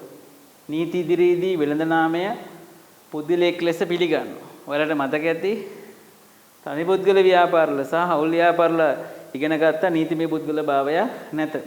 වෙළඳ ව්‍යාපාරවල නමින් නඩු දාන්න බෑ. පිළිගන්නේ නැහැ. පෞද්ගලික නම් වලින් තමයි පෙනී සිටින්න ඕනේ. ඊට පස්සේ 11 වෙනි එක විසුරුවා හැරීම. ගියේ සතියේත් මම පැහැදිලි කරා ඔයාලට විසුරුවා හරනවා කියන්නේ ව්‍යාපාරේ උදේට අරලා හවසට වහන එක නෙමෙයි. කිසියම් ගැටලු සහගත තත්ත්වයක ඇතුණාම ව්‍යාපාරේ සම්පූර්ණයෙන් වහලා දාන එකට තමයි බාහිර ණයතොරස් තියෙනවා නම් ගෙවල ඉවර වෙලා සම්පූර්ණයෙන් ව්‍යාපාරේ වහලා දාන එකට තමයි පුතේ විසුරුවා හරනවා කියන්නේ. එතකොට සමාගමක් විසුරුවා හරින්නේ අංක 1ට පළවෙනි බලයේ තියෙන කාටද? කොටස්කරුවන්ගේ අභිමතයේ පරිදි. ඔයාලට මතක ඇති මං කිව්වා පෞද්ගලික සමාගමක කොටස්කරුවෝ ඉන්නවා 50. 50ම ඉන්නවා නම් වැඩිපුර ප්‍රමාණය බහුතර මතය කියන්නේ වැඩිපුර ප්‍රමාණයකට කම්පැනි වහන්න ඕනේ කියලා උමනාව ඇති වෙනවා නම් අධ්‍යක්ෂ මණ්ඩලයට දැනුම් දීලා ඡන්ද බලයක් විමසලා සමාගම වහලා දාන්න පුළුවන්. කොටස්කරුවන්ගේ අභිමතයේ පරිදි. උසස් පෙළට ගියාම නම් අපි ගොඩක් දේවල් කතා කරන අධිකරණ නියෝගයක් අනුව අධිකරණයේ බලපෑම මත විවිධ කරුණු ගොඩක් ගැන කතා කරනවා. ඔයාලට පුතා මේක මතක තිබ්බනම් ඇති. කොටස්කරුවන්ගේ අභිමතයේ පරිදි නැත්නම් කැමැත්ත මත බහුතරය කැමති නම් අකණ්ඩව අවුරුදු ගාණක් කම්පැනි අලාභ ලබනවා. ඉතින් ඔයාලා තීරණය කරනවා මේක වහලා දාන්න. ඔයාලගේ ප්‍රාග්ධනය කැපකරන්න ඔයාලා ගිවිසගෙන තිනවා. සීමා සහිත කියන වචන තේරුම දන්නවා. තව ටිකක් ප්‍රාග්ධන නැති වෙන්න කලින් ඔයාලා ව්‍යාපාරේ වහලා බාහිර ණයතුරුස් ගෙවලා දීපල විකුණලා ඔයාලගේ ප්‍රාග්ධන හරි ගන්න උත්සාහ කරගන්න ඉපේ. හරි. එහෙමනම් ඊට පස්සේ ඊතර ඔන්න පෞද්ගලික සමාගමක ලක්ෂණ ටික මම නැවත වතාවක් පෞද්ගලික සමාගමක මුල් ටිකත් නැවත පෙන්නගෙන ඉන්නා. මොකද ඊළඟට පොදු සමාගම් ගැන සංසන්දනය කරනකොට අපිට මේ ටික අවශ්‍ය වෙනවා. අයිතිය කොටස්කරුවන් සතුය සමාජික සංඛ්‍යාව 1යි අවම 1යි සහ උපරිමයේ 50යි ප්‍රාග්ධනයේ කොටස් නිකුත් කිරීම ලියාපදිංචි අනිවාර්ය වේ. ලාභ යෙදූ ප්‍රාග්ධනයේ මත කළමනාකරණ කටයුතු සිදු කරන්නේ අධ්‍යක්ෂ මණ්ඩලය මත. ඒකෙත් අධ්‍යක්ෂ මණ්ඩලයක් වෙන්න පුළුවන් කාටද කියලා මම ඉස්සෙල්ලා පොතේ කිව්වා. ඒ සමාගමේ කොටස් මිලදී ගත්ත කොටස්කරුවෙකුට තමයි ඩිරෙක්ටර් බෝඩ් එකට යන්න පුළුවන්. පිටින් කෙනෙක් ගේන්න බෑ. හරිද? රයිට්. ඊට පස්සේ අපි ඊතර ටිකට යනවා.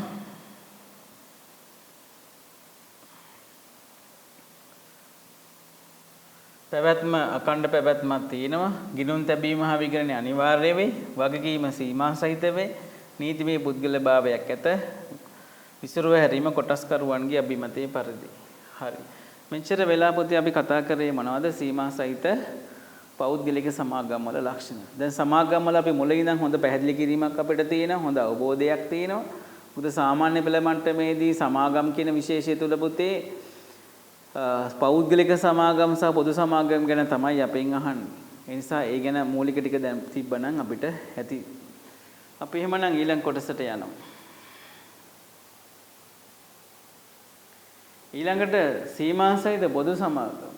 මම මේකෙදී ඔයාලට කිව්වා පොදු සමාගම් ගැන කතා කරනකොට විශේෂයෙන් ප්‍රධාන කොටස් දෙකක් තියෙනවා.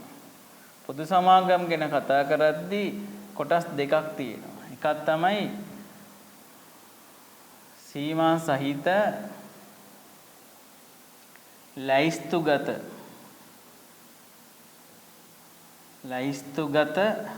වූ පොදු සමාගම්.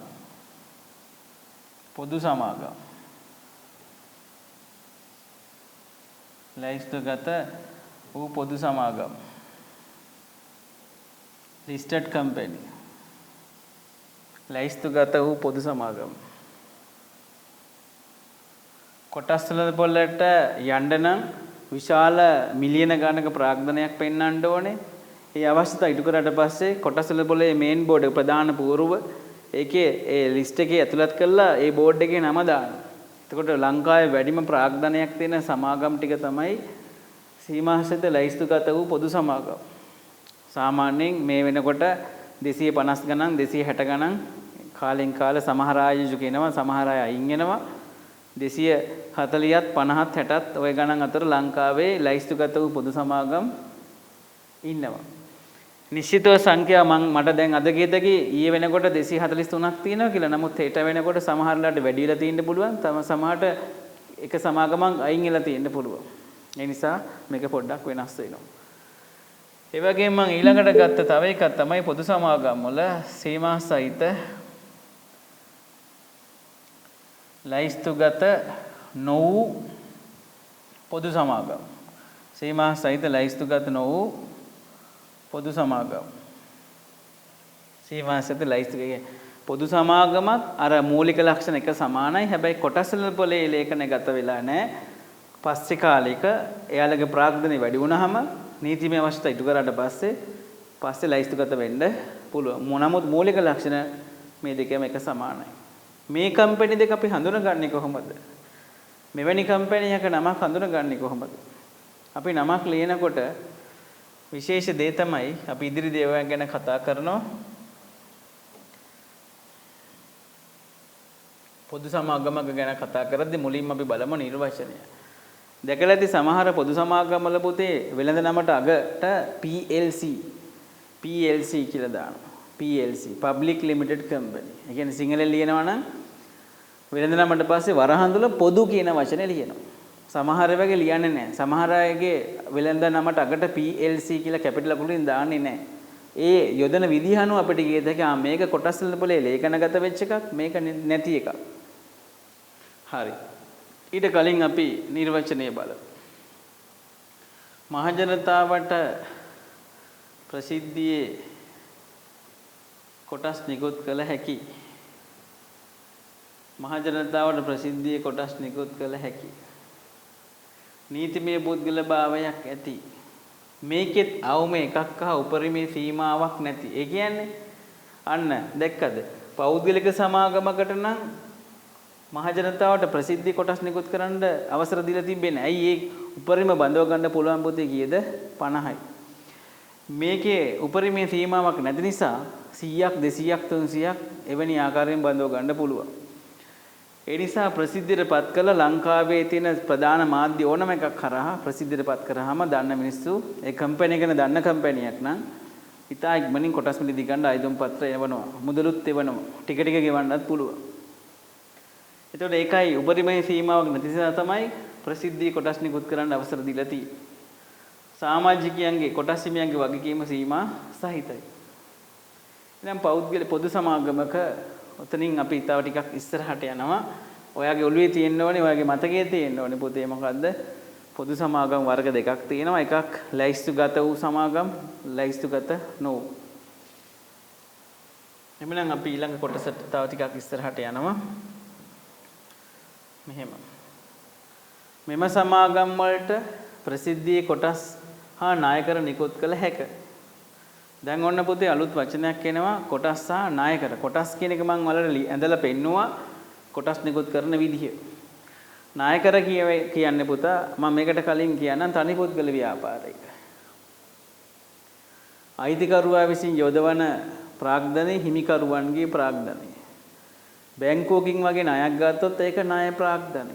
ඒක අපි ගෙවන්න ඕනේ. එයාලා ඒ කම්පැනි ව්‍යාපාරයේ අයිතිකරුව බවට පත් වෙන්නේ නැහැ. අපි පොලිස් සමග ගෙවන්න ඕනේ. අපේ වගකීම. ඒ වගේමයි කොටස් සහ ණයකර.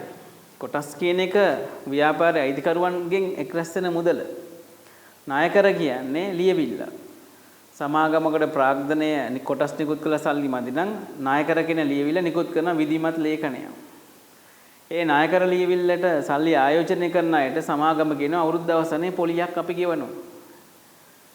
ඒ ඕන අවුරුදු 2ක්ද 3ක්ද 4ක්ද ඒ ණයකර හිමියන් කැමති විදිහට අපිට ආයෝජනය කරන්න පුළුවන්. එතකොට එයාලා සමාගමට ණයට සල්ලි දුන්න අය බවට පත් වෙනවා. එයාලට අපි ගෙවන්නේ මොනවද? පොලියක් වර්ෂය අවසානයේදී. එයාලා ණය හිමියෝ සමාගම පැත්තේ. කවදාකවත් එයාලා අයිතිකරු බවට පත් වෙන්නේ නැහැ. ණයකර හිමියෝ. එයාලට කම්පැනි ලාභයෙන් කොටසක් ගෙවන්නේ අපි ගෙවන්නේ පොලියක්. හැබැයි කොටස් මිලදී ගත්ත කට්ටියට ලාභයෙන් කොටසක් ලාභාංශ ගෙවන්නේ. හරි. ඊට පස්සේ සීමාසහිත පොදු සමාගම් කොටස් වෙළඳ පොලේ ලේඛන ගත වූ විට එය ලැයිස්තුගත වූ පොදු සමාගමක් ලෙස හැඳින්වෙන අතර කොටස් වෙළඳ පොලේ ලේඛනගත නොවී ඇතනම් ඒවා ලැයිස්තුගත නොවු පොදු සමාගම් ලෙස හැඳින්වෙනවා. සීමාසිත පොදු සමාගම් කොටස් නිදහසේ පැවරිය හැක. මම අන්න මෙතනට ඉස්සෙල්ලා මම කිව්ව දේ. මම ප්‍රධාන කොටස් වල ලේඛනගත වෙච්ච කම්පැනි එක මම කොටස් මිලදී අරගෙන සතියක් දෙකකින් හරි නැත්නම් හෙට හරි කමන්නේ මට ඕන රුපියල් 5කින් වැඩි වෙලා නම් මිල මම විකුණන්න දානවා. ඒක ගන්න කෙනෙක් ඉන්නවා නම් ඒක විකුණලා මට සල්ලි ගන්න පුළුවන්. කම්පැනි ආයේ අධ්‍යක්ෂ මණ්ඩලෙන් අහා ඉන්න ඕනෙත් නැහැ. කම්පැනිට දැනුම් දෙන්න ඕනෙත් නැහැ. කොටස් සහතිකයේ අංගේ ID කාඩ් නම්බර එක ඒ අලුතෙන් ගන්න කෙනාගේ නමට පත් වෙනවා. හැබැයි මම කොටසක් රුපියල්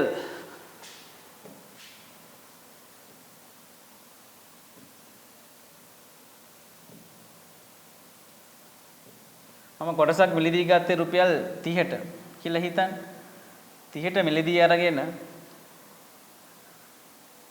මම මේක සතියෙන් රුපියල් 50ට විකුණන්න මට අවස්ථාව ලැබෙනවා. එක කොටසක් රුපියල් 30ට ගන්නේ සතියකින් රුපියල් 50ක් වෙලා. අපි අහලා තියෙනවනේ කොටස් වල බලෙමිල ඉහළ ගියා පහළ ගියා කියලා. එතකොට එක කොටසකින් ඇති වෙන ලාභය රුපියල් 20යි. මම කොටස් 10000 කරන් තිබ්බනම් 20 වැඩි කිරීම 10000 ලක්ෂ 2යි. හරි.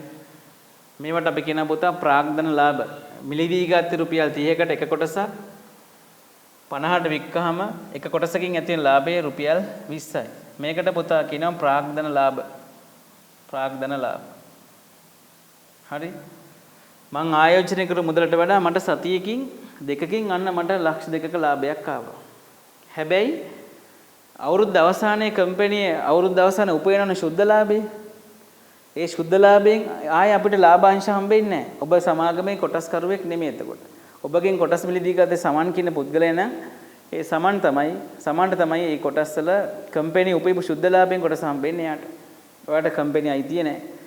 පොදු සමාගම් වල ඕකාය දැනුම් දීදී ඉන්න දෙයක් නැහැ. ඔයා අකමැති නම් විකුණලා සල්ලි ගන්න පුළුවන්. ඒකයි සමාගමකට කොටස් නිදහසේ පැවරිය හැක. ඕනතරම් කොටස් කරු ඉන්නවනේ. ඒ නිසා සීමාවක් දාලා නැහැ. ඔන්න ඒක චුට්ටක් මතක තියාගන්න. right?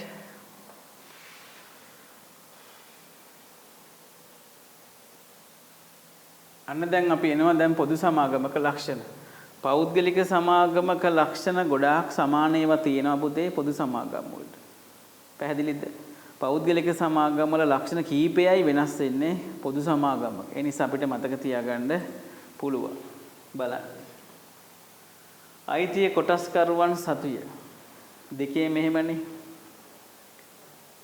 සමාජික සන්න වෙනස් වෙන එක. සමාජික සංඛ්‍යාව පෞද්ගලිකකේ තවම එකයි මේකේ තවම එකයි. හැබැයි පෞද්ගලික සමාගමක උපරිමයේ 50යි මේකේ උපරිමයේ සීමාවක් නැත. අන්න වෙනස් වෙන සාධකයක්. ඊළඟට ප්‍රාග්ධනයේ කොටස් නිකුත් කිරීමෙන් මෙයාලට කොටස් නිකුත් කරන්නත් පුළුවන් ණයකර නිකුත් කරන්නත් පුළුවන්. ලියාපදිංචි අනිවාර්ය වේ.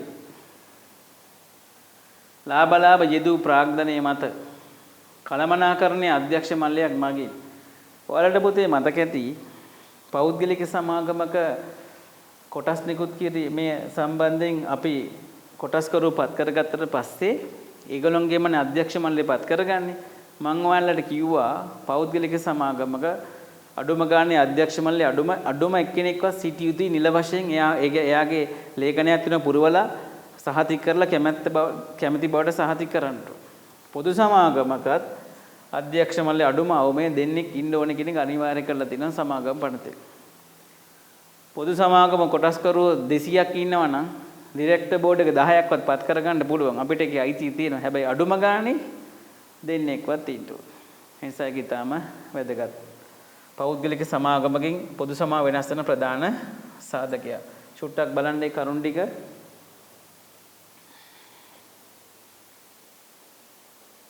එතකොට පුතේ දැක්කද වෙනස් වෙච්ච කරුණ දෙකයි තියෙන්නේ පෞද්ගලික සමාගමකයි පොදු සමාගමකයි. තව ලක්ෂණ ඊටු ටික අපි බලමු.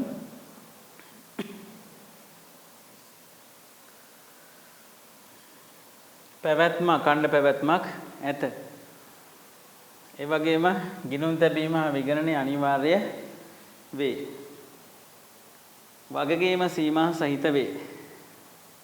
නීතිමය පුද්ගල භාවයක් ඇත. ඔය ඔක්කොම සමාගමවල පොදු ලක්ෂණනේ. පෞද්ගලික සමාගමෙත් එහෙමයි පොදු සමාගමකත් එහෙමයි.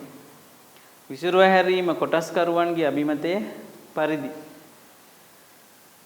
ඔන්න එතකොට පෞද්ගලික සමාගමකයි පොදු සමාගමකයි පුතේ අපි මේ ලක්ෂණ ටික ඉගෙන ගත්තා. ඊට පස්සේ අපි බලමු මෙන්න මේ සීමාසත පොදු සමාගමවල නම ලියනකොට විශේෂයෙන් නම ලියනකොට ලයිස්තුගත වූ පොදු සමාගමක වෙනද නමට පසු පොදු යන පදයේ ලියයි. ඒකට මම ඔන්න උදාහරණයක් දීලා තිනවා. වෙන කම්පැනි එක නම් වල නැතුව මගේ නමම මම පාවිච්චි කරලා තියෙනවා. සීමාසහිත තරංග අන්න වරහන් තුල පොදු සමාගම. පැහැදිලිද? වෙනද නමට පස්සේ වරහන් තුල පොදු කියන වචනයක් තියෙනවා නම්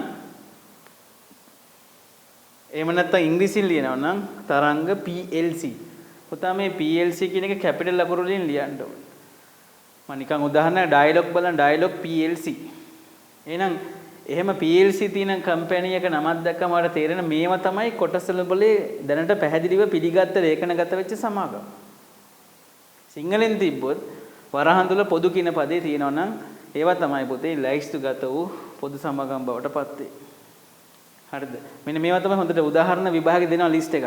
නම් කරන්න දුන්නාම අන්න ලයිස්තුගත වූ පොදු සමාගමද නැති එකද ලියන්න පුළුවන් නම් ඒක අපිට හඳුනා ගන්න පුළුවන් නම් ඊටාම වටිනවා. ඊළඟට ලයිස්තුගත නොවු පොදු සමාගමක වෙනද නමට පසු පොදු කියන පදය නොලියයි. අන්න උදාහරණයක්. සීමාසහිත මෙලිබන් බිස්කට් සමාගම. දැක්කද? මැද පොදු කියන වචනේ නැහැ. ඉංග්‍රීසියෙන් දැම්මත් මෙලිබන් බිස්කට් කම්පැනි ලිමිටඩ්. ඒ කියන්නේ එතකොට PLC දාන්නේ නැහැ. එතකොට තේරෙනවද මේ නම් දෙක දැක්කහම PLC තිබ්බොත් අනිවාර්යෙන් එයාලා කොටස් වෙනපොලේ ලේඛනගත වෙච්ච එකක්. PLC නැත්තම් පොදු කියන වචනේ නැත්තම් එහෙම මේකේ අදහසක් තියෙනවා. දැන් එහෙමනම් අපි ඉගෙන ගත ටිකේ අන්තිම කොටසට එනවා පුතේ අද දවසේ. කියන්නේ වලට ලොකුම කොටස ව්‍යාපාර සංවිධානයේ ලොකුම කොටස තමයි පුතේ සමාගම්. ගොඩක් දරුවන් අපේ අභ්‍යාස පොතේ ඊටාම පොඩි කොටසක් තියෙන. නමුත් පුතේ විභාග ප්‍රශ්න පත්‍ර ගත්තාම අපිට ලියන්න තියෙන පරාසය වැඩි. අපිට ටිකක් විධිමත් තොරතුරු ටිකක් අවශ්‍යයි. එහෙනම් මේ අපි පාඩමේ අවසාන කොටසට එනවා පුතේ. මොකද ඉදිරියේදී ආය අපිට කරන්න තියෙන්නේ ව්‍යාපාර සංවිධානයේ සමූපකාර, සමිති සංවිධාන, රාජ්‍ය සංස්ථා, රාජ්‍ය දෙපාර්තමේන්තු, රාජ්‍ය සමාගම්. ඒ කොටස ඉවර වෙනවා. ඊට පස්සේ අපි ඊළඟට මම බලාපොරොත්තු වෙන පොතේ ගිණුම් කරන කොටසක් පාඩමක් පටන් ගන්න. හරි. අපි එහෙනම් සීමාසහිත පෞද්ගලික සමාගමක් හා පොදු සමාගමක් අතර වෙනස්කම් පහුගිය විභාග ප්‍රශ්න පත්‍රවලත් මේ ප්‍රශ්න දිගින් දිගටම අහලා තිබ්බා. අද දවසේ මේ පාඩමට සම්බන්ධ වෙච්ච දරුවෙක් හිටියා නම් මතකයේ තියෙන නම් ඔබට තනියෙන් උනත් මේකට ලියන්න පුළුවන් පිළිතුරු. අපි බලමු. වෙනස්කම් ඇහුවාම කවමදාක්වත් නිර්වචන ලියන්න එපා. දෙපැත්තට බෙදන්න. පෞද්ගලික සමාගම්, පොදු සමාගම් එහෙම ලියලා අපි බලමු මේක ඉදිරිපත් කරන විදිය. මෙන්න මෙහෙම පුතේ.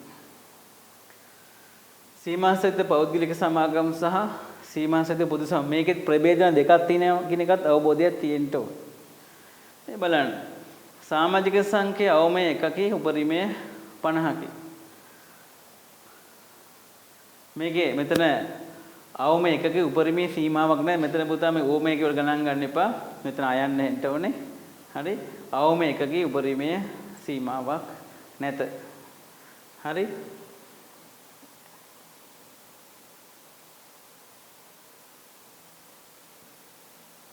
මෙන්න මෙතන එන්න ඕනේ.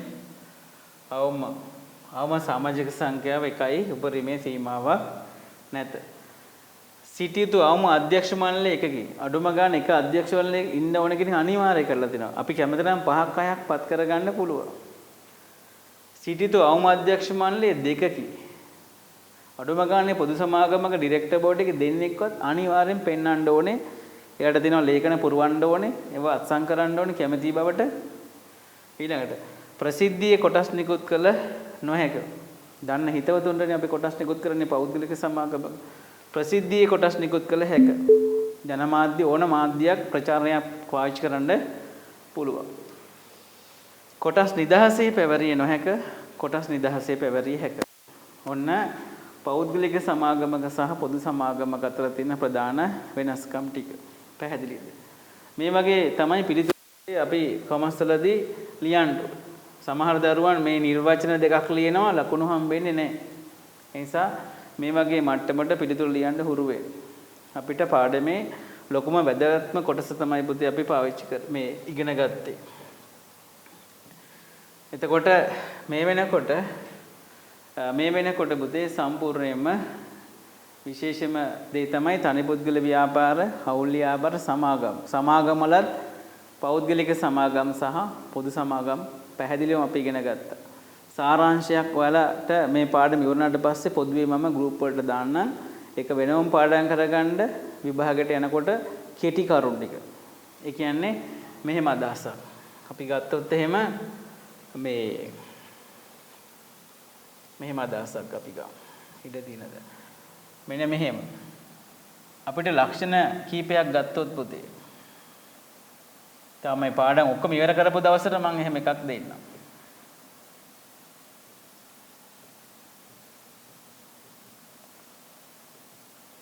මෙන්න මෙහෙම. අපි ගත්තොත් එහෙම අයිතිය. මෙන්න මේ වගේ කෙටි දෙක සමාජික සංඛ්‍යාව. 3 ප්‍රාග්ධනය. මම කෙටි ලියන්නේ පස්සේ මම කියන්නේ අඛණ්ඩ පැවැත්ම නැත්නම් පැවැත්ම. ඔන්න වගේ දුන්නාම පුතේ ඔයාලට පාඩම් කරගන්න මම දෙනවා මෙන්න මෙහෙම ලේසි. උදාහරණයක් තනි පුද්ගල ව්‍යාපාර, හවුල් ව්‍යාපාර, සමාගම්. අයිති 1යි 2යි 20යි 1යි 50යි. සමාජික අයිතිය තනි පුද්ගලයෙකු සතුය, හවුල්කරුවන් සතුය, කොටස්කරුවන් සතුය. මෙතනට සමාජික සංඛ්‍යාව වෙන්නේ 1යි 2යි 20යි 1යි 50යි. ප්‍රාග්ධනයේ අයිතිකරු විසින් සපයයි, හවුල්කරුවන් සපයයි, කොටස්කරුවන් සපයයි. පැවැත්ම අඛණ්ඩ පැවැත්ම නැත ඇත. ඔන්න වගේ කෙටි සාරාංශයක් උගන්වනවා. තව අපි ඉගෙනගෙන තියෙන්නේ ව්‍යාපාර වර්ග 4යි. මේක ඉවර කරන දවසට මේ වගේ සාරාංශයක් ඔයාලා ගෲප් වලට දාන්න. විභාගයට හෙට කියලාත් අපිට පාඩම් කරලා බැලුවාම ටක් ගාලා සාරාංශය තියෙනවා. හරි. එහෙමනම් පොතේ අදට අපි මේ පාඩමේ ලොකු කොටස ඉවර කරපු නිසා ආයෙ අලුත් මාතෘකාවකට යන්නේ නැහැ. එහෙමනම් මම හිතන්නේ සමහර දරුවන් සමහර ප්‍රශ්න ඒලා තිබ්බා. අද දවසේ අපි ප්‍රශ්න වලට සම්බන්ධ වුණේ නැහැ. මොකද හේතුව මේ පාඩමේ අවබෝධය හරියට ඒ වෙලාවේ ග්‍රහණය කරගන්න ඕන නිසා. එහෙනම් පුතේ අපි අදට මේ සමාගම් පාඩම ලොකු කොටසක් නිසා ඔබට අද මම හිතන්නේ තවත් ගණිත විෂය තියෙනවා. ඒ දෙකටම සම්බන්ධ වෙන්නත් තියෙනවා. පොඩි විවේකයකුත් අවශ්‍යයි. එහෙමනම් අද දවසේ අපි පුතේ ඔබලගෙන් සමුගන්නවා. එහෙනම් ඔබට සුබ දවසක්. අපි ඊළඟ සති සිකුරාදාත් නැවත සමුපකාර ව්‍යාපාර සමිති සංවිධාන රාජ්‍ය සංස්ථා ගැන කතා කරමු. එහෙනම් ඔබට සුබ දවසක්.